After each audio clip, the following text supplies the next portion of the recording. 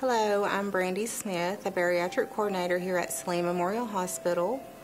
My role is the liaison between the hospital and your physician. I'm here to ensure that you have preoperative education, that you understand what's going to be going on during surgery, and then understand what's going to happen after surgery, and answer any questions that you may have along the way. One of the most common questions I get is, does my insurance cover weight loss surgery? And the answer to that question is that it depends. It's variable upon your insurance. There's multiple factors that go into determining if weight loss surgery is a covered benefit. We'd be very happy to help you contact your insurance company to see if weight loss surgery is a covered benefit. Hi, my name is Cindy. I'm a weight loss surgery patient of Dr. Porter's. I had lap band surgery 13 months ago. I've lost 87 pounds and have changed my life. Since I've had surgery and lost this amount of weight, I am off of diabetes medicine, I'm off blood pressure medicine, I'm off all of the anti-inflammatories that I had to take because my feet hurt, my knees hurt. The biggest change that I like to talk about is the change in my lifestyle. We are busy now as a family. We bike on the weekends, we hike on the weekends. We never stop being active because I can't do it or I don't feel like doing it. We enjoy our time together now. If someone is considering having weight loss surgery, it's a big choice, it's a big decision. There's a lot of things you need to think about. Your life is going to change. Everything you do changes. Going out to eat with your friends. I still go out, we still have potlucks, we still have family gatherings. This doesn't stop you from enjoying your life. It just changes things a little bit. But you have to be aware of that and you have to be ready to make those changes. It's a commitment. Lap band, any other weight loss surgery is just a tool to help you lose weight. It's not going to do the work for you. You still have to put the time and effort in.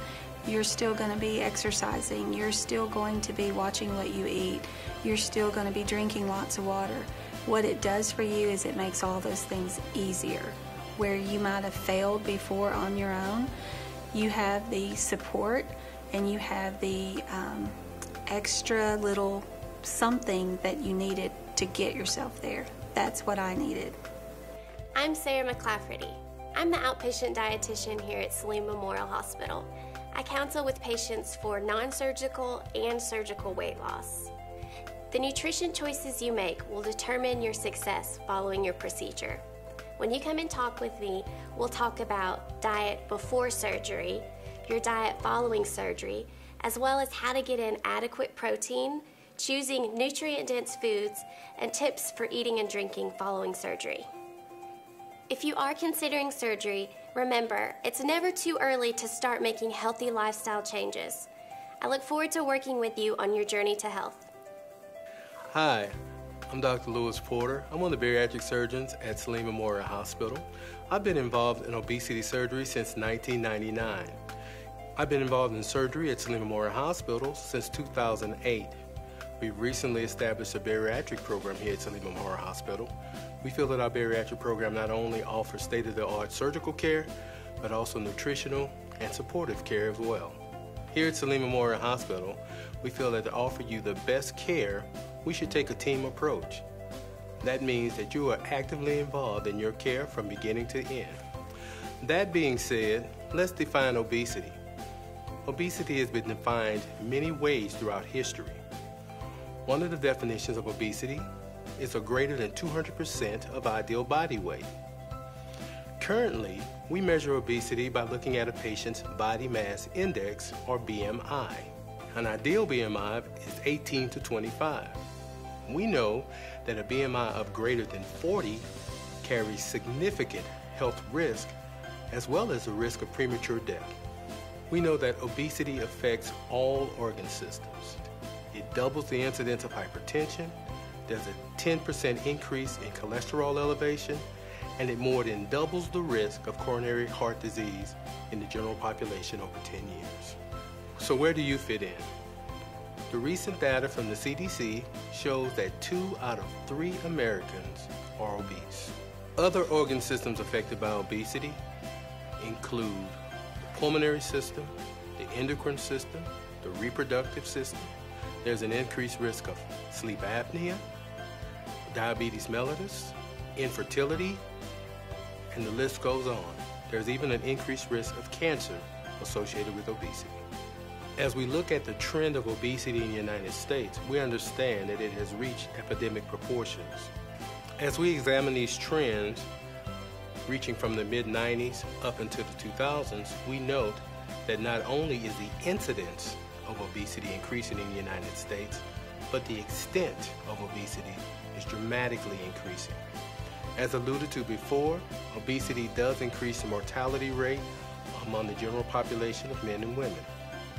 Obesity worsens the health and quality of life and shortens life expectancy.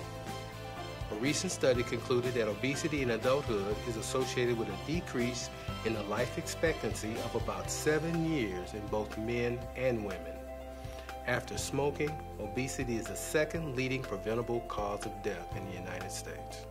Now that we've defined obesity and its effect upon the general population, let's now further delve into what causes obesity in the United States. We know that the most common cause is poor food selection.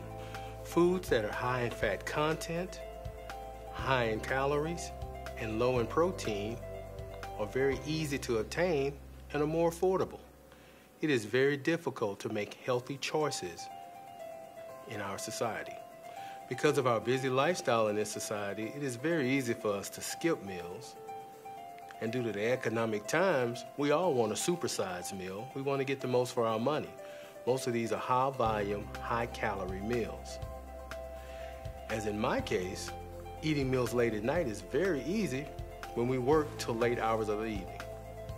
Another cause of obesity, and one in which we have very little control, is our metabolic rate.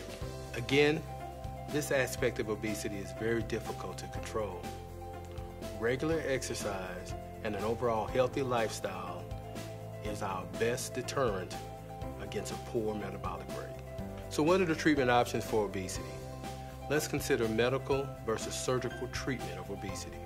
The medical treatment of obesity usually addresses appetite control and also metabolism. Many people are successful at losing weight. However, very few are successful with maintaining that weight loss. Statistically, we know that approximately 95% of people will regain their weight once the medical treatment of their obesity has been ceased. Furthermore, as with any medications, those that are used to suppress appetite or to increase metabolism may have significant side effects. Historically, we know that the best approach to sustained weight loss has been the surgical treatment of obesity. Obesity surgery has evolved over the past 70 years to now 3 or 4 main procedures, several of which we offer here at Saline Memorial Hospital. The first procedure I will discuss is the laparoscopic Roux-en-Y gastric bypass. This procedure has gained great popularity over the past 10 to 15 years. The laparoscopic Roux-en-Y gastric bypass is a procedure that works in 2 different ways. It is a restrictive procedure. In other words, it restricts the amount of food that can be taken in, as well as a malabsorptive procedure, which allows less of the calories taken in to be absorbed and converted into fat. The laparoscopic Roux-en-Y gastric bypass involves taking a small portion of the stomach and creating a pouch for you to store food. In addition, a portion of the small intestine is bypassed to allow you to absorb less calories. Dramatic weight loss is seen with the laparoscopic Roux-en-Y gastric bypass in a short period of time. That being said, it is very important that when someone has a Roux-en-Y gastric bypass, that they adhere to the nutritional principles which we teach here at Saline Memorial Hospital. The resolution of obesity-related comorbidities with the Roux-en-Y gastric bypass is phenomenal. More than 95% of type 2 diabetic patients will have resolution of their disease with this procedure. Other diseases in which we see a significant resolution in patients are hypertension, sleep apnea, degenerative joint disease, and the list goes on. A second procedure which has become popular in the past several years for the treatment of obesity is the sleeve gastrectomy. This procedure involves making a sleeve of the lesser curvature of the stomach, which will allow a patient to eat less. This procedure, however, is purely restrictive. There is not a malabsorptive component to this. As with the laparoscopic Roux-en-Y gastric bypass, this is a non-reversible procedure. Preliminary data has shown a significant weight loss associated with a sleeve gastrectomy. However, long-term data with this procedure is not available at this time.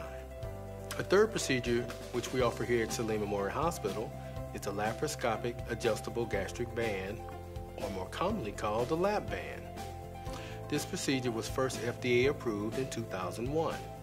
It has become very popular and may be the most frequently performed weight loss procedure in the United States at this time.